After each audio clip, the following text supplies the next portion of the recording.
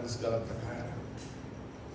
Walaupun di dunia ini ada banyak hal kami tidak mengerti, Tuhan, kami bersyukur untuk janji firman-Mu yang selalu setia dan amin. Ajar kami ya Tuhan bertumbuh makin dekat dengan Engkau, makin mengerti firman-Mu, makin mengerti kebenaran-Mu yang membebaskan kami, memerdekakan kami. Tuhan Yesus, terima kasih untuk kasih setia-Mu. Kami tahu pasti Tuhan, Engkau tidak pernah salah. Padamu hanya kebaikan dan kebaikan Tuhan, kekudusan, kemuliaan. Kami yakin, percaya suatu hari iblis dan semua antek-anteknya, semua manusia yang sengaja menentang Engkau Tuhan, pasti akan bersama iblis menerima hukuman. Tolong kami tetap berpegang pada janji firman-Mu agar kami setia sampai titik yang penghabisan, sampai nafas yang terakhir. Apapun yang terjadi, jangan sampai iman kami dibengkokkan. Terpuji nama-Mu. Kami ingin belajar firman-Mu Tuhan. Siapkan hati pikiran kami. Dalam keterbatasan pikiran, perasaan, pengalaman dan hikmat kami ya Tuhan, kami ingin masuk belajar kebenaran firman. Siapkan hati pikiran kami untuk terus dengan rendah hati belajar dan terus memiliki hati seorang murid yang ingin belajar dan diajar oleh firman. Dalam nama Tuhan Yesus kami berdoa dan memohon berkat Tuhan. Amin. Nah saudara, hari ini kita akan lanjutkan dengan sebuah tema kehendak bebas menurut ajaran Alkitab. Kehendak bebas atau free will menurut ajaran Alkitab. Ya. Sebelumnya saya ingin bertanya dulu, kalau saya mengatakan kehendak bebas atau free will, saudara pikir apa?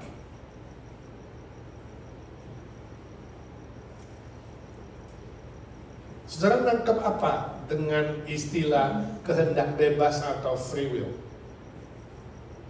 Saya menerjemahkan free will dalam bahasa Indonesia kehendak bebas.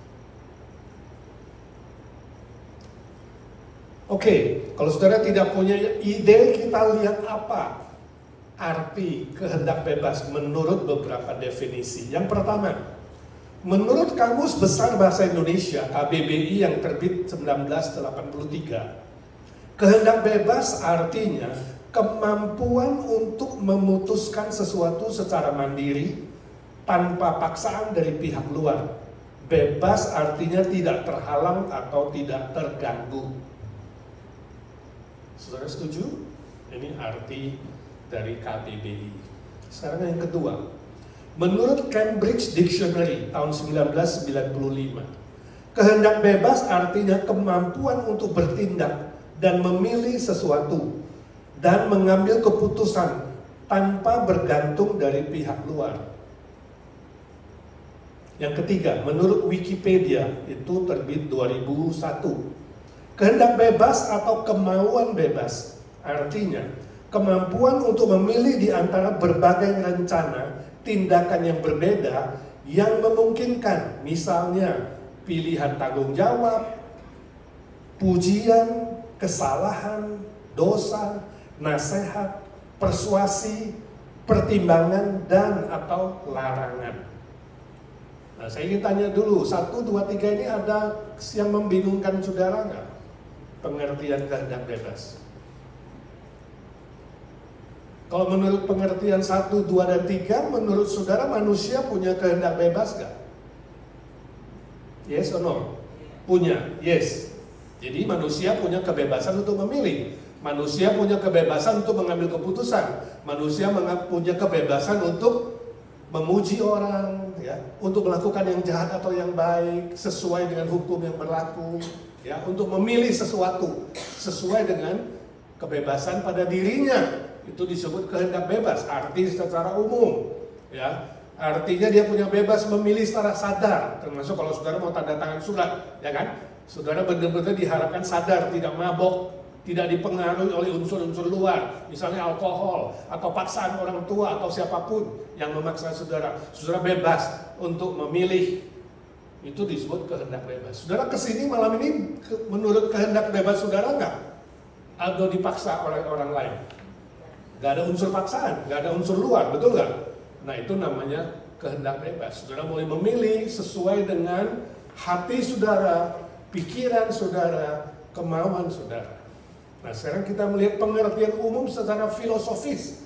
Tadi adalah menurut definisi kamus. Sekarang kita melihat secara filosofis itu artinya apa? Secara neuroscience, secara ilmu pengetahuan, sains yang berbicara soal otak. Apa sih artinya kehendak bebas?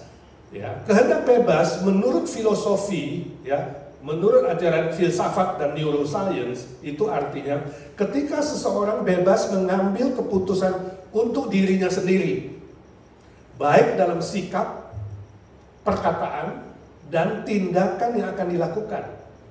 Pilihannya tanpa paksaan, ya, pilihannya sukarela, dan pilihan yang mengandung konsekuensi dan tanggung jawab pribadi. Cukup jelas? Punya nggak saudara kehendak bebas seperti ini? Saudara punya nggak? Saudara mengambil keputusan sesuai dengan diri saudara, untuk diri saudara, entahkah berhubungan dengan sikap saudara, saudara mau marah, mau kesel, ya, mau ketus, itu sikap yang saudara pilih, ya, maupun perkataan saudara, saudara mau berkata yang manis, yang pedas, ya, yang pahit, itu saudara punya pilihan, ya. Tindakan yang dilakukan, saudara mau cubit orang, mau mengelus, mau menyayangi, ya, mau menipu, mau berdusta, mau yang lain-lain, itu pilihan saudara. Dan pilihan ini tanpa paksaan. Ya, kalau dipaksa berarti saudara tidak punya kehendak bebas karena dipaksa. Ya, juga sukarela menurut hati saudara. Dan pilihan yang mengandung konsekuensi, saudara tahu nih. Ya, kalau saya langgar lampu merah, berarti ada konsekuensinya, saudara bakal kena tiket. Saudara bebas menyetir di jalanan, tapi kalau merah harus berhenti. Saudara bebas maju nggak merah? Bebas, boleh milih maju, boleh nggak? Boleh, tapi ada konsekuensi. Ya, ada akibatnya. Tapi tetap saudara punya kebebasan untuk memilih, aku mau tabrak lampu merah atau berhenti pada lampu merah. Nangkep nggak? Nah sekarang ini menurut pengertian dunia tadi. Definisi dictionary, definisi umum, definisi filsafat, definisi sains ilmu pengetahuan. Sekarang kita lihat apa pandangan Alkitab tentang kehendak bebas. Apakah firman Tuhan Alkitab mengajarkan manusia memiliki kehendak bebas atau tidak? Ya. Nah perhatikan, di dalam Alkitab istilah bebas, kebebasan, merdeka atau kemerdekaan itu muncul lebih dari 45 kali. Istilah memilih atau pilihan muncul lebih dari 200 kali. Jadi Alkitab ada berbicara soal apa? Soal kebebasan, soal kemerdekaan, soal pilihan, soal kata bebas. Pengertian kehendak bebas dicatat dalam banyak bagian Alkitab.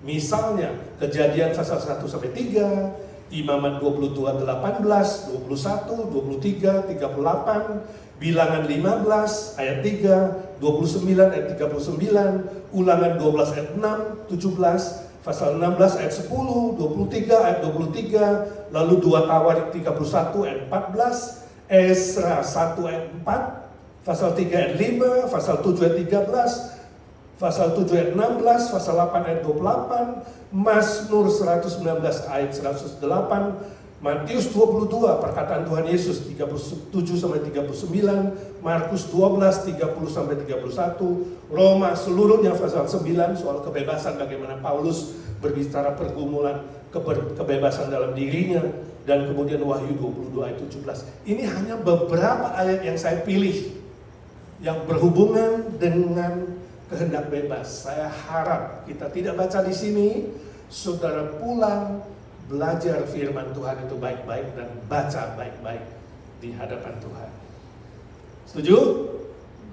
Kita lanjut. Secara teologis, kehendak bebas menurut Alkitab dapat dimengerti dalam 3 tahap. 3 tahap. Tahap pertama adalah sebelum Adam dan Hawa berdosa. Nah, sebelum Adam dan Hawa jatuh dalam dosa, itu pasal 1 dan pasal 2 kitab Kejadian, mereka memiliki kehendak bebas yang murni, dalam semua aspek hidup sesuai dengan anugerah dan perintah Allah untuk mengelola seluruh alam semesta. Itu yang disebut dengan mandat kultural dan mentaati firman Allah. Nah, kita baca sekarang Kejadian 1:26. 1, 2, 3. Berfirmanlah Allah, baiklah kita menjadikan manusia menurut gambar dan rupa kita, supaya mereka berkuasa atas ikan-ikan di laut dan burung-burung di udara dan atas ternak dan atas seluruh bumi dan atas segala binatang melata yang merayap di bumi. Nah, waktu Tuhan mengatakan marilah kita di situ adalah Allah Tritunggal, tentunya Bapa, Yesus Kristus, Firman, dan Roh Kudus menciptakan manusia menurut gambar dan rupa kita. Jadi gambar dan rupa Allah, manusia itu diciptakan serupa dan segambar dengan Allah. Artinya di dalam diri manusia ada sifat-sifat dasar dari Allah. Nah, sifat-sifat dasar dari Allah itu apa? Rasio, pikiran. Manusia punya pikiran. Ya, binatang tidak. Binatang hanya punya otak. Kita punya pikiran. Pikiran sama otak beda kan? Ya. Otak itu organnya, pikiran itu apa? Mind. Saudara bisa berpikir, sapi nggak bisa berpikir seperti saudara. Sapi punya otak. Kita punya perasaan, punya feeling. Binatang nggak punya. Punya sih rasa sakit, tapi nggak punya perasaan seperti kita. Ya, hati nurani nggak punya, kita punya. Ya, kehendak bebas, kita punya kebebasan memilih mentaati Tuhan atau tidak mentaati Tuhan.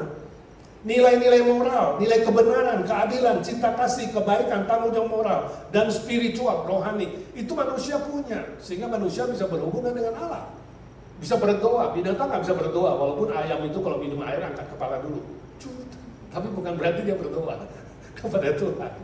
Ya, ngerti ya saudara? Ini bedanya manusia dengan binatang. Manusia diciptakan serupa dan segambar dengan Allah. Binatang nggak punya. Binatang hanya diciptakan. Tuhan bilang jadilah, jadilah monyet, jadi monyet. Jadilah macan, jadi macan. Jadilah binatang dan semua jadi hanya dengan firman. Tapi waktu menciptakan manusia, Tuhan menghembuskan nafasnya, sehingga manusia yang asli adalah rohnya, bukan tubuhnya. Walaupun manusia punya tubuh dan roh, tapi aslinya kamu apa? Beingnya kamu, roh kamu. Tubuh seperti baju, suatu hari akan lepas. Seperti tadi pemakaman yang kami hadiri. Badan ini akan lepas. Itu sebabnya mau dikubur kek, mau dikremasi kek, silakan. Kita gak pakai lagi baju yang lama, itu baju tua. Nanti roh yang diciptakan Tuhan itu, yang kekal itu, kamu yang sesungguhnya itu akan dapat tubuh yang baru. Amin. Jadi manusia yang sejati adalah gambar dan rupa Allah itu. Roh yang dihembuskan Allah di dalam manusia. Saudara mengerti sekarang bahwa kita memakai tubuh, bukan kita memakai roh. Nah, gambar dan rupa Allah itu, ruah itu, roh yang diciptakan Allah itu, nafas Allah itu, salah satu unsurnya sifat dasar Allah apa? Kebebasan memilih, kehendak bebas. Mantap ya saudara, itu gambar dan rupa Allah. Itu sebabnya kemudian Tuhan lanjutkan dengan Kejadian 2 ayat 16-17. Mari kita membaca lagi. Setelah menciptakan manusia, Tuhan bilang baik, ciptaan Tuhan itu baik. Bahkan setelah menciptakan manusia, Tuhan mengatakan sangat baik. Jadi pada Allah hanya ada kebaikan. Di dalam diri manusia juga ada kebaikan. Kehendak bebas, gambar dan rupa Allah itu juga baik. Lalu Kejadian 2, 16-17. Kita baca sama-sama. 1, 2, 3. Lalu Tuhan Allah memberi perintah ini kepada manusia. Semua pohon dalam taman ini boleh kau makan buahnya dengan bebas, free. Tetapi pohon pengetahuan tentang yang baik dan yang jahat itu jangan kau makan buahnya. Jadi mereka punya kemampuan untuk tidak makan nggak? Punya. Punya kapasitas untuk memilih tidak makan nggak? Punya. Ya. Tapi Tuhan kasih mereka pilihan. Sebab pada hari yang kau memakannya, pastilah engkau mati. Itu hukumannya. Jadi Allah kita adalah Allah yang adil. Allah yang benar, yang baik, yang menciptakan peraturan itu baik. Nah saya tanya, dengan adanya peraturan ini manusia bebas gak? Halo? Bebas apa gak bebas?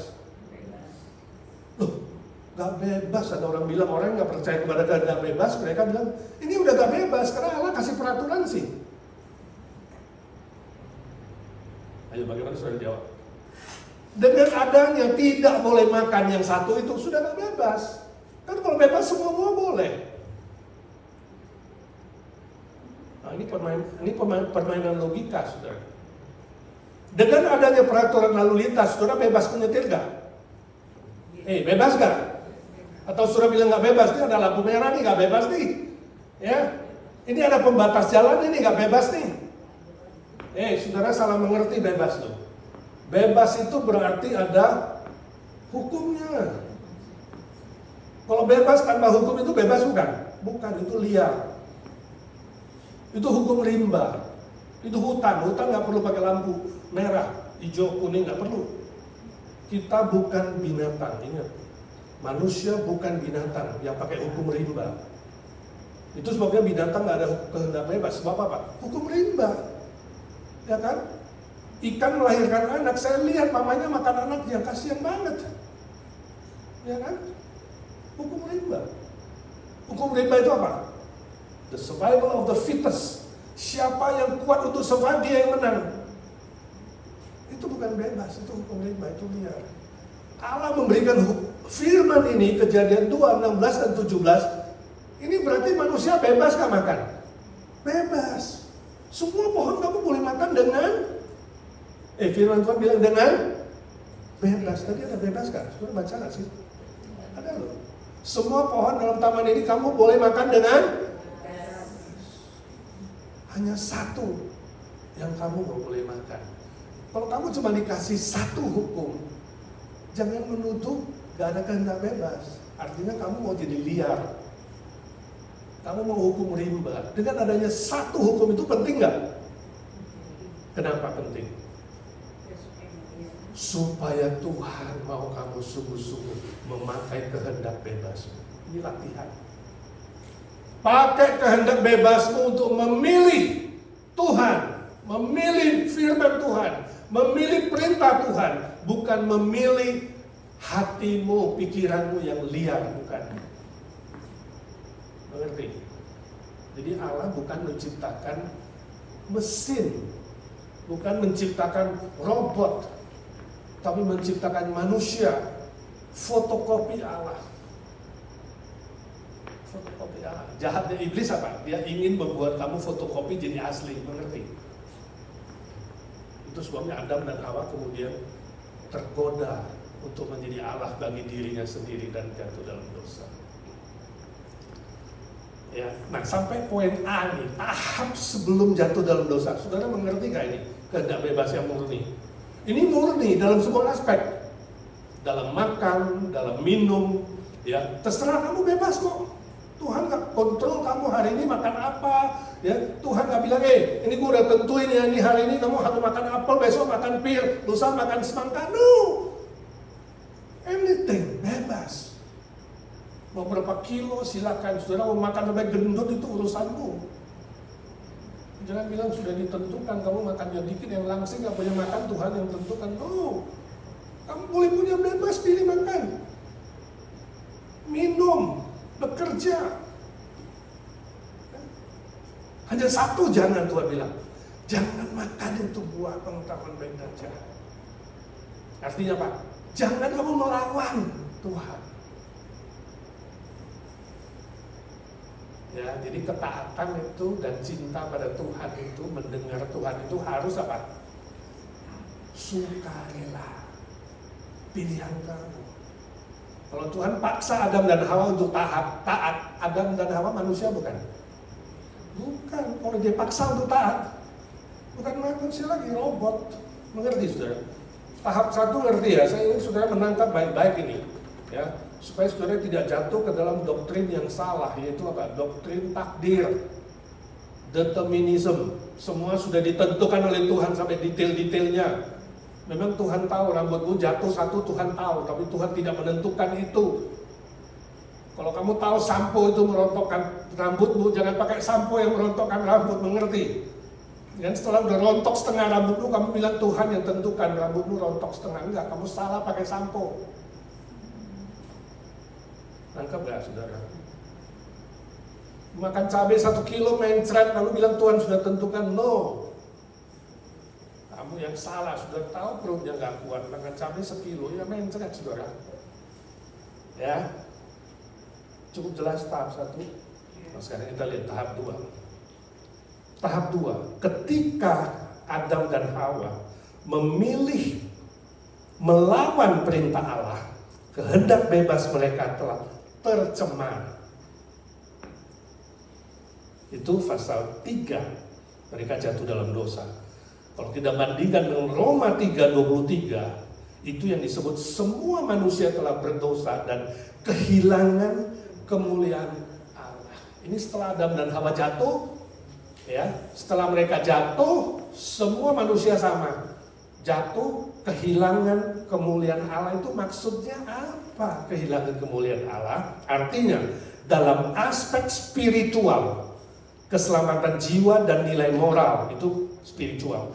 Kehendak bebas mereka condong memilih yang jahat. Ini tercemar. Kehendak bebasnya udah gak bisa milih yang benar, selalu maunya yang jahat. Sebab apa? Sebab dosa telah mencemari, mengotori pikiran, perasaan, dan kemauan manusia. Jadi ada apa? Tahap kedua itu apa? Turun. Ya, kehendak bebasnya apa?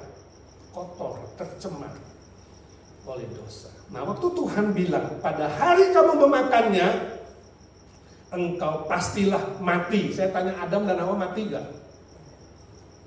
Secara fisik tidak, tapi secara rohani itu mati artinya apa? Terputus dengan Tuhan. Tadinya sebelum tercemar ada kekuatan dan kemampuan memilih yang benar, memilih taat Tuhan. Sekarang gak ada kekuatan itu lagi. Ya, udah gak bisa. Ibarat pisau ini sudah kena karat, ya, gak kuat lagi. Tadinya motong apel gampang zret. Sekarang motong apel setengah mati, gak kuat, gak mampu lagi. Potong daging gampang, sekarang susah. Itu sebabnya Alkitab mengatakan apa? Kejadian 6 ayat 5. Mari kita baca sama-sama. 1, 2, 3. Ketika dilihat Tuhan bahwa kejahatan manusia besar di bumi dan bahwa segala kecenderungan hatinya selalu membuahkan kejahatan semata-mata. Oh, Tuhan jadi sedih. Sejak Adam dan Hawa jatuh itu kemudian, ya, semua manusia keturunan Adam dan Hawa itu hatinya selalu milih yang jahat.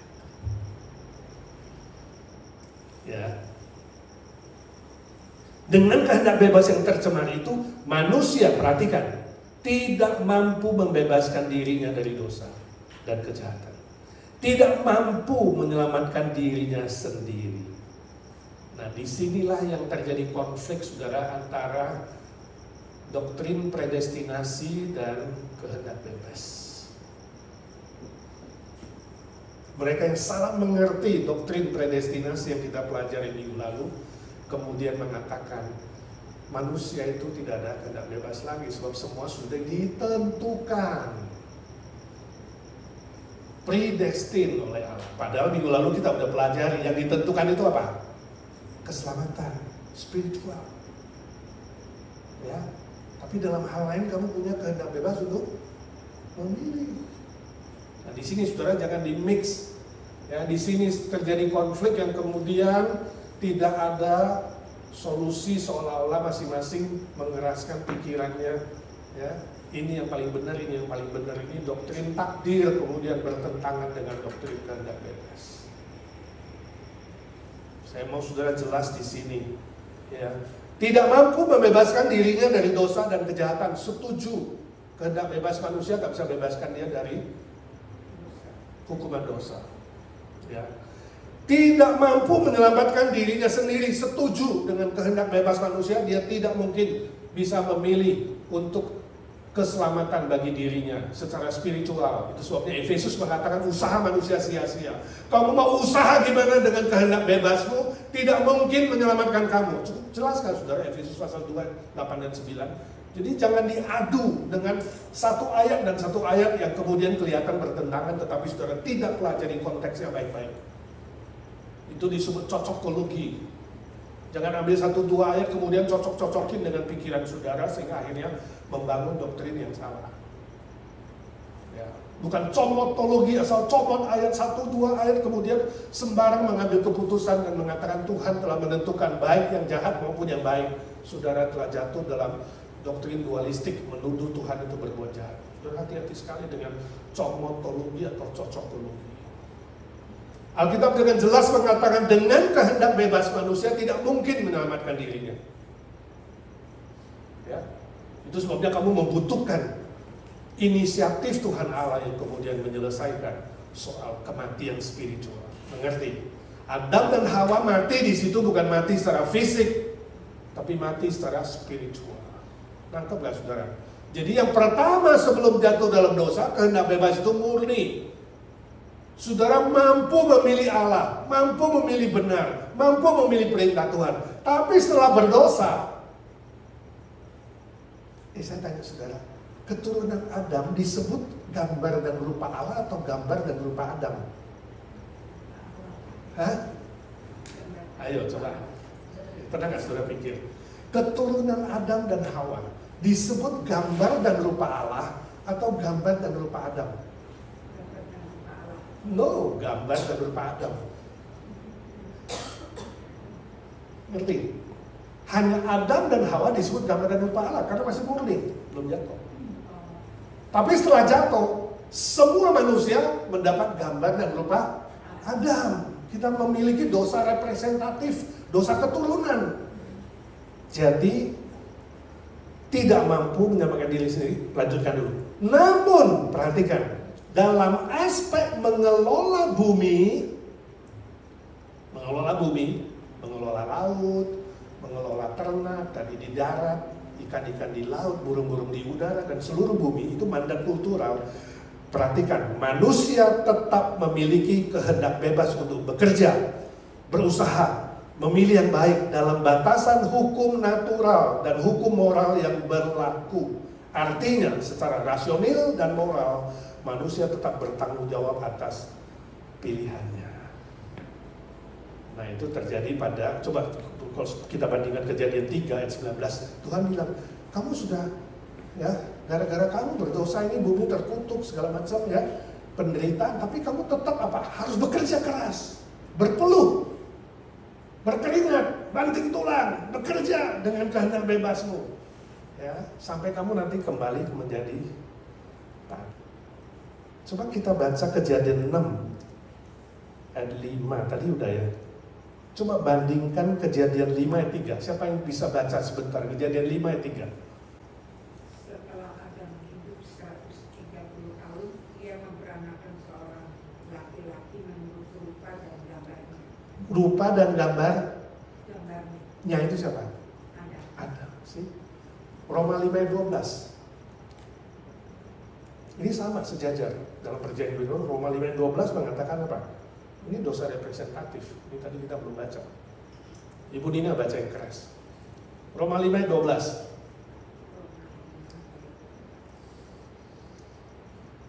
Sebab itu sama seperti dosa telah masuk ke dalam dunia oleh satu orang, dan oleh dosa itu juga maut. Demikianlah maut itu telah menjawab kepada semua orang. Jadi dosa itu masuk melalui satu orang, itu siapa? Adam. Kemudian dosa itu menjalar kepada semua orang. Lengkap saudara. Jadi yang kita punya hari ini gambar dan rupa Adam. Sebab kita keturunan Adam, betul nggak? Jadi untuk memilih keselamatan kita mampu nggak? Nggak mampu dengan kehendak bebas kita. Dengan usaha kita mampu selamatkan diri sendiri nggak? Nggak mampu dengan kehendak bebas kita. Tapi bukan berarti kehendak bebas yang lain mati, hilang. No. Dalam bekerja, dalam berusaha, dalam moral, dalam mengelola laut, mengelola ikan, mengelola bumi itu tetap ada kehendak bebas. Nangkap nggak saudara? Kita masih punya kehendak bebas, tapi sudah tercemar seperti Adam. Gak mungkin menyelamatkan diri sendiri. Jadi saya harap di sini saudara bisa mulai mempertemukan, ya, doktrin takdir salah, ya, tapi doktrin yang anti kehendak bebas juga salah. Jangan jadi ekstrim. Yang satu mengatakan nggak ada lagi kehendak bebas. Yang kalau bilang semua sudah ditentukan, itu enggak. Kita harus kembali kepada Alkitab. Jangan kata orang, mengerti? Jangan kata si A, si B, si C, kata firman, itu paling penting. Back to the Bible. Cukup jelas tahap kedua? Sebelum masuk tahap ketiga. Jadi tahap pertama murni dalam semua aspek. Tahap kedua hanya pada mandat kurikuler kita punya kebebasan. Keselamatan tidak. Ya, nggak ada usaha manusia setitik pun membuat dia selamat. Kehendak bebasmu tidak bisa selamatkan kamu, saya setuju. Tapi walaupun kehendak bebas gak bisa selamatkan kita, bukan berarti semua kehendak bebas hilang. No, kita tetap harus punya tanggung jawab moral. Kita harus punya tanggung jawab di dalam mengelola bumi ini secara bertanggung jawab. Dan punya pilihan sesuai dengan konsekuensinya. Cukup jelas? 3. Nah, 3 tahap ketiga. Ini setelah manusia menerima Kristus. Di dalam Yesus Kristus, kehendak bebas manusia dipulihkan. Jadi yang tadi tercemar itu, tahap kedua, bisa dipulihkan. Dengan apa? Dengan salib Kristus. Yang membayar hutang dosa manusia. Yang beriman kepada Kristus. Yang percaya kepada Dia, sesuai dengan anugerah Allah. Dan sesuai dengan kebenaran firman Allah. Bukan sesuai dengan kehendak bebas.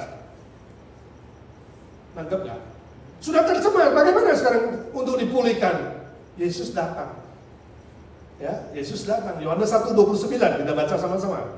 Yohanes 1:29. 1, 2, 3. Pada keesokan harinya, Yohanes melihat Yesus datang kepadanya dan dia berkata, "Lihatlah anak domba Allah yang menghapus dosa dunia." Jadi dunia lagi menunggu ini, kapan ini kita dibebaskan, dimerdekakan lagi, dipulihkan. Sampai Yohanes melihat Tuhan Yesus muncul. Dia bilang, lihatlah. Dia tunjuk kepada Tuhan Yesus. Lihatlah anak domba Allah yang akan mengangkut dosa seluruh dunia. Jadi Yesus diutus oleh Bapa. You turun dah. Ya, ini bahasa kasarannya lah. Bapa bilang, you turun ayo. Jadi manusia. Selesaikan dosa itu. Ya. Itu janjinya di Kejadian 3:15. Tuhan bilang nanti kepala ular itu akan dihancurkan, ya, oleh seorang anak, yaitu Kristus. Jadi seluruh perjanjian lama menjanjikan nanti akan datang seorang Mesias. Nanti akan datang seorang juru selamat. Dia akan menghancurkan iblis yang menyesatkan manusia itu. Dan Yesus datang. Waktu Yesus datang, Yohanes bilang, lihat itu anak domba Allah. Hanya Dia yang sanggup menyelesaikan dosa manusia. Seluruh dunia itu seluruh manusia dihapuskan. Kapan itu dihapuskan? Yohanes 19 ayat 30, mari kita baca. Yohanes 19:30. 1, 2, 3. Sesudah Yesus meminum anggur asam itu, Dia berkata, sudah selesai. Lalu Ia menundukkan kepalanya dan menyerahkan nyawa. Di atas kayu salib itulah Yesus mengatakan apa? Sudah selesai. Artinya apa? Lunas hutang dosa seluruh dunia. Yesaya menggambarkan seolah-olah Yesus memikul dosa di pundaknya, ya, seluruhnya. Tuhan Yesus pikul dan Dia katakan apa? Tetelestai, sudah lunas, kau gak usah bayar lagi. Jadi keselamatan kita, pemulihan kehendak bebas, pemulihan seluruh jiwa roh kita, itu adalah jasanya siapa? Tuhan Yesus. Jadi jangan berkata, oh kalau percaya Tuhan Yesus kehendak bebas berarti ya menghina Yesus. Ya, kita menghargai Yesus datang memulihkan kehendak bebas kita. Jadi yang ditebus itu bukan hanya roh kita, ditebus itu seluruh hidup kita termasuk kehendak bebas yang tercemar. Dimurnikan lagi. 2 Korintus 5 ayat 17, 1, 2, 3. Jadi siapa yang ada di dalam Kristus, dia adalah ciptaan baru. Yang lama sudah berlalu. Sesungguhnya yang baru sudah datang. Apa yang baru sudah datang? Ciptaan baru, gambar dan rupa Allah. Tidak menemukan kembali gambar dan rupa Allah kita. Sehingga hari ini orang yang sudah percaya, dia itu adalah gambar dan rupa Allah. Yang belum percaya adalah gambar dan rupa Adam. Ngerti sekarang? Ini doktrin manusia, kalau jelas. Makanya saya bilang di dunia cuma ada 2 jenis manusia, percaya atau tidak percaya. Kalau kamu percaya, ya kan, gambar dan rupa Allah. Ajak dia menginjili. Kalau dia belum percaya, injili dia supaya dia menemukan kembali gambar dan rupa Allah pada dirinya. Ya, manusia yang tidak menemukan kembali gambar dan rupa Allah pada dirinya, kemudian apa? Mencoba menjadikan dirinya sendiri Allah, ya kan? Transcendental meditation, ya. Kemudian menemukan enlightenment, pencerahan, ya kan? Muncullah ajaran-ajaran yang mengatakan kamulah Allah, di dalam kamu ada Allah, ayo temukan Allah pada dirimu, ya kan? Temukan pencerahan, kemudian muncul New Age Movement, ya kan? Tahu ya, gerakan zaman baru New Age Movement, ya, menemukan dirimu sendiri, Allah pada dirimu, sebab kamu adalah Allah, ya, meditasi dan lain-lain. Manusia mencoba dengan usaha sendiri, tapi gak menemukan itu. Yesus mengatakan, no, di dalam Kristus kamu jadi ciptaan baru, bukan di dalam usaha kamu, bukan di dalam kehendak bebas kamu. Mari kita baca lagi Yohanes 8. 31 dan 32 kemudian 36. 1, 2, 3.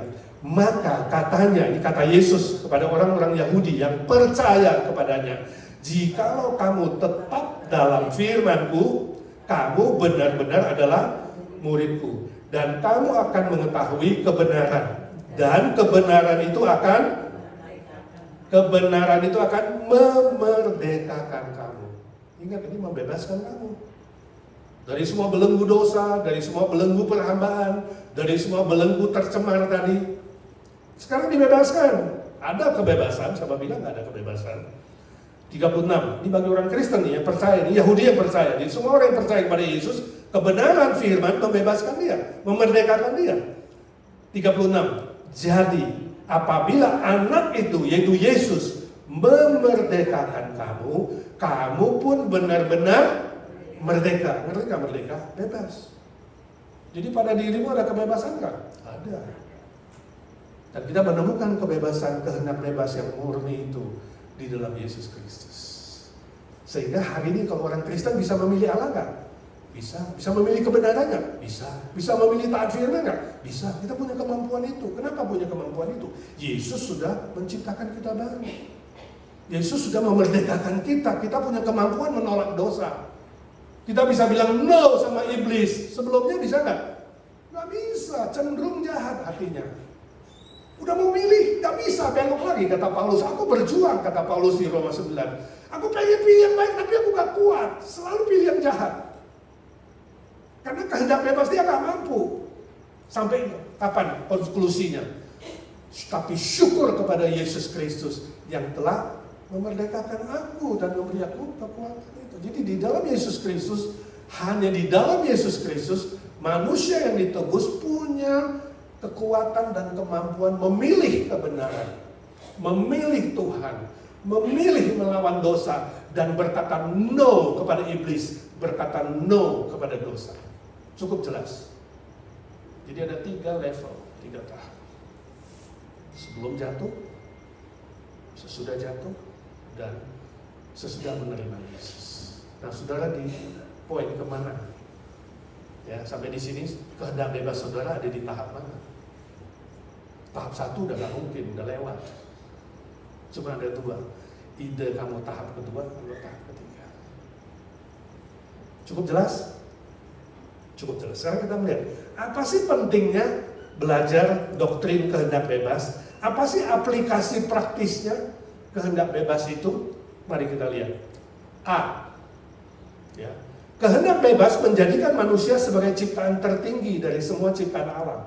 Sebab kebebasan dalam memilih adalah nilai kasih dan ketaatan yang sejati di hadapan Tuhan. Jadi Tuhan mau kita itu mengasihi Dia dan mentaati Dia dengan sukarela, bukan terpaksa. Makanya Dia memberi kita kehendak bebas. Ya, nah saudara bisa baca di Matius 22 ayat 37, tidak baca hari ini, sudah baca di rumah. 2 Korintus 9 ayat 7, tetap diminta dengan hati yang sukarela. Bila manusia tidak memiliki kehendak bebas, perhatikan, manusia akan sama dengan mesin atau robot atau program komputer yang statis atau mati. Itu penting yang pertama. Kedua, B. Kehendak bebas membuat manusia bertanggung jawab atas pilihan, keputusan yang diambil, dan perbuatan yang dilakukan, baik secara natural hukum alam, mengerti? Sudah makan cabai sekilo mencret, hukum alam.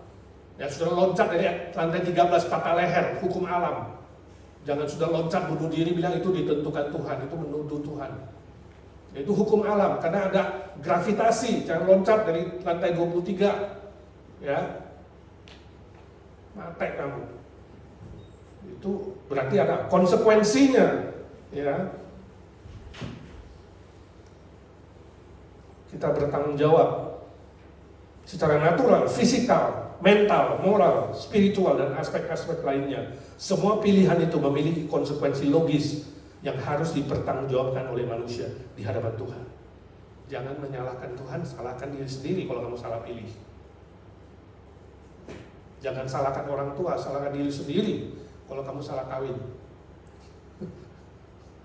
Jangan salahkan Tuhan, salahkan diri sendiri kalau kamu melakukan kejahatan di hadapan Dia. Penting. Bila manusia tidak memiliki kehendak bebas, manusia akan melarikan diri dari tanggung jawab terhadap semua konsekuensi pilihan. Itu kesalahan dari doktrin takdir. Bukan gue yang mau, sudah ditakdirkan begitu, ya. Jadi males dia. Jadi gak mau tanggung jawab, menyalahkan orang lain, menyalahkan orang tua, menyalahkan situasi, menyalahkan kondisi, menyalahkan Tuhan, macam-macam. Ya, hati-hati sekali. Manusia bisa melemparkan tanggung jawab itu kepada Tuhan juga. Hati-hati sekali. C.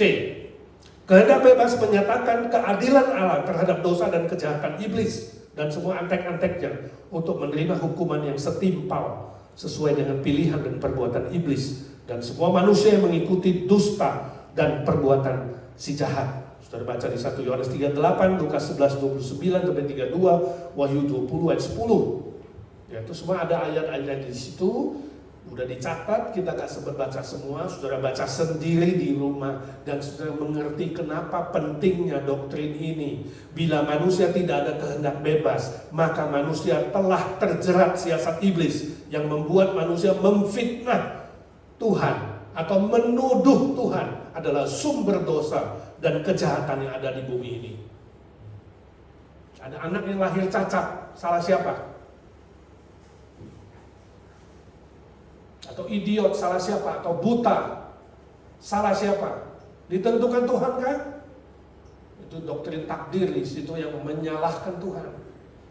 Masih ingat waktu orang bertanya kepada Yesus, ada orang yang lahir dan buta, salah siapa? Salah orang tuanya kah? Salah dosa dia kah? Salah siapa? Neneknya kah? Kakeknya kah? Yesus bilang apa? Bukan salah siapa-siapa, tapi dia lahir nanti untuk kemuliaan Tuhan. Jadi anak bisa cacat gak lahir? Bisa. Sebab apa? Sudah ada dosa, sudah ada iblis di bumi ini, sudah ada kejahatan, sudah ada penderitaan, sudah ada kutukan. Ini semua akibat dosa. Jangan menuduh Tuhan. Saudara salah menikah, bisa bahaya. Ya kan? Terus waktu ada penyakit AIDS, kalau saudara sembarangan free sex, hubungan seksualnya gak karuan, saudara kena AIDS, bukan ditentukan Tuhan. Bukan, itu kesalahan kamu, salah pilih. Ya. Saya tanya, semua anak lahir adalah berkat Tuhan gak? Hah? Berkat gak? Anak itu berkat gak? Halo? Ya, yes or no? Belum tentu kalau suami mencari pelacur tiap malam, ya kemudian lahir 7 anak 1 tahun, itu anak berkat gak itu? Oh, puji Tuhan, suamiku tahun ini dapat 7 anak. Gila, 7 anak dari mana? 7 pelacur. Itu anak berkat bukan? Bukan, itu dosa dia. Hati-hati. Itu kehendak Tuhan bukan? Bukan, itu kehendak bebas dia. Cari 7 pelacur. Ya, tapi nanti di dalam Kristus dipulihkan, anak-anaknya pun bisa menjadi kemuliaan bagi Tuhan. Mengerti? Tuhan bisa mengubah yang jahat itu kemudian jadi baik. Tapi ingat, yang jahat itu tetap jahat. Itu salahnya iblis, salahnya manusia, bukan salahnya Tuhan. Jangan bilang Tuhan memakai yang jahat. No, Tuhan selalu baik. Saya mulai nangkep gak sih? Penting ada kehendak bebas supaya manusia tanggung jawab ketika dia salah pilih. D. Kehendak bebas menunjukkan bahwa Allah yang sejati adalah Allah yang maha kudus, maha benar, dan maha baik. Di dalam naturnya Allah tidak ada dosa, tidak ada kejahatan, tidak ada rancangan kecelakaan. Konsekuensi dosa yang mengakibatkan penderitaan, bumi terkutuklah, adanya bencana alam lah, sakit penyakit lah, kecelakaan lah, kesusahan lah, dan kematian adalah sepenuhnya 100% kesalahan dari iblis dan manusia yang memilih mengikuti jalannya iblis. Kejadian 1:31, Kejadian 3:14-19, Yeremia 29:11. Cukup jelas gak kalimat ini? Ingat ya, bila manusia tidak ada kehendak bebas, manusia telah menjadikan Allah sebagai Allah dualistik. Tahu dualistik? Allah itu baik tapi juga jahat. Allah itu gelap tapi juga terang. Allah itu putih tapi juga hitam. No, Allah kita bukan Allah yang dua muka. Dualistik. Dia selalu baik. Ya. Enak-enak aja si iblis itu. Ya. Artinya di dalam Allah ada kebaikan dan kejahatan. Salah. Dia bukan sumber kebenaran, juga sumber dosa. Ini jelas bukan Allah yang sejati seperti yang dianjurkan oleh Alkitab. Kehendak bebas menunjukkan bahwa Allah yang sejati adalah Allah yang maha adil dan maha kasih. Allah akan menghukum dosa iblis dan dosa manusia sesuai dengan keadilannya. Namun, jadi sebelum saya terusin, saudara kalau melihat, kadang-kadang Allah menghukum satu kota, betul nggak? Perjanjian lama itu menghukum ini yang jahat, Firaun dan pasukannya. Saudara jangan bilang wah Allah itu jahat. No. Ketika ada terjadi begitu, saudara harus melihat itu keadilan Allah. Ya. Seorang papa harus memukul anaknya. Ya, spank, kamu pernah di spank nggak sih? Anak saya kalau diperingatin 3 kali dulu sebelum umur 12 ya, sebelum umur 10 saya masih pukul anak. Kalau udah diperingatkan 3 kali itu agreement kita. Pukul pantatnya.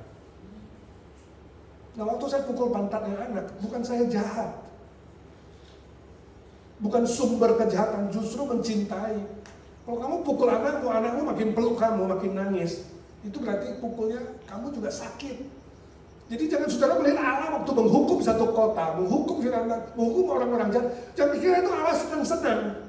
Mampus lu ya, bukan. Dia juga sedih seperti orang bapak memukul pantat anaknya. Tapi Allah sudah mengatakan harus dilaksanakan. Kalau kamu tidak taat mati, kalau kamu tidak taat ini, ada hukumannya, hukuman harus dilaksanakan. Dan nanti klimaksnya apa? Iblis dan antek-anteknya dan semua yang tidak mempercaya dihukum kekal.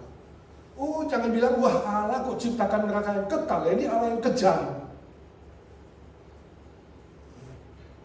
Salah mengerti Allah.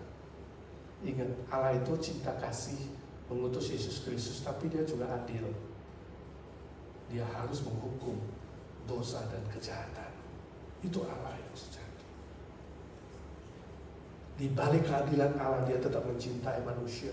Itu sebabnya kenapa Yesus belum datang kedua kali. Di zaman Petrus orang sudah tanya, bilangnya Yesus mau datang, oh gak datang-datang. Ya. Lalu Petrus bilang, kehendaknya Allah supaya semua selamat. Itu sebabnya Yesus belum datang, supaya kita mengabarkan Injil. Tuhan masih panjang sabar menanti mereka yang berdosa itu bertobat. Tapi ada saatnya, saya nggak tahu kapan. Kalau saya tahu kapan, saya nabi palsu, guru palsu. Saya nggak tahu kapan Yesus akan datang. Penghakiman terakhir harus dilaksanakan untuk menghukum iblis dan antek-anteknya. Ya. Menurut Saint Augustine minggu lalu saya udah bilang, ya, setelah jumlah malaikat yang jatuh terpenuhi, manusia yang percaya beriman sama dengan jumlah malaikat yang jatuh. Yesus datang kedua kali. Itu saya sedikit setuju, sedikit tidak. Yes and no. Ya. Yes misteri, Tuhan seolah menggantikan posisi malaikat yang jatuh dengan orang-orang percaya. Tapi no, kenapa? Kita tidak membatasi Tuhan dengan jumlah, dengan angka. Sebab Tuhan itu tidak dibatasi oleh ruang dan waktu dan jumlah. Jadi limited. Tapi biarlah misteri tetap jadi misteri, ya. Itu indah. Sesuatu yang misteri itu indah. Sesuatu yang sudah dibukakan udah kurang indah. Itu sebabnya ada pepatah. Walaupun saya gak setuju, pepatah dunia mengatakan sebelum kamu menikah dengan istrimu, kamu begitu memuja-muja dia. Sesudah nikah, tahu semuanya detail-detailnya, kamu mulai memaki-maki dia. Sebelum dapat itu mobil yang mewah, yang mahal, kamu begitu memuja, misteri. Sesudah dapat mobilnya, biasa-biasa aja.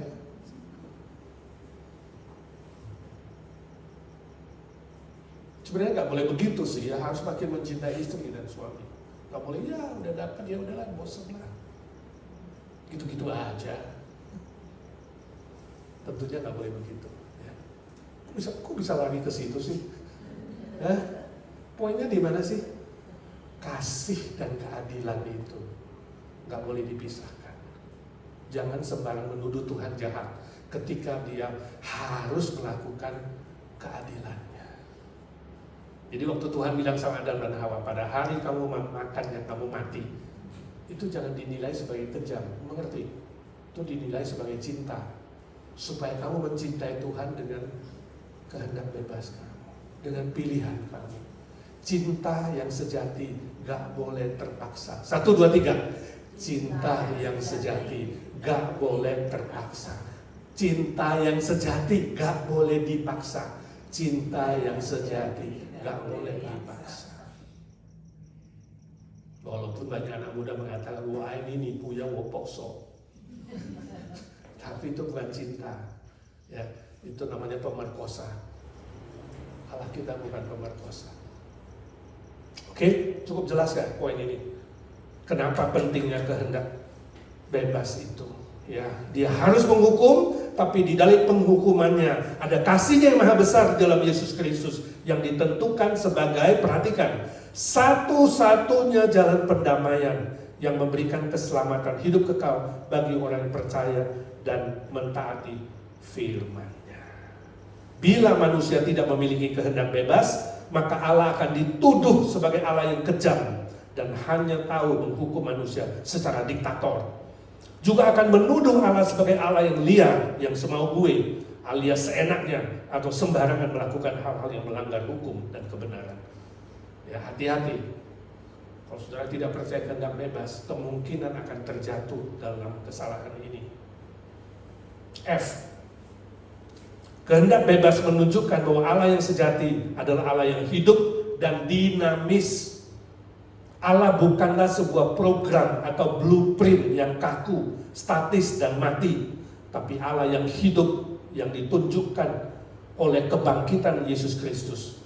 Allah yang dinamis, yang rindu berkomunikasi dengan manusia dan membangun relasi yang akrab dan indah, ibarat hubungan bapa dan anak yang saling mengasihi, saling menikmati, dan Allah bisa bernegosiasi. Bandingkan 2 Raja-Raja 20 ayat 5 dan 6 itu Hizkia. Allah bilang kamu akan mati. Tapi Hizkia menangis, Tuhan tolong perpanjang umurku. Tuhan bilang oke deh, aku tambah 15 tahun.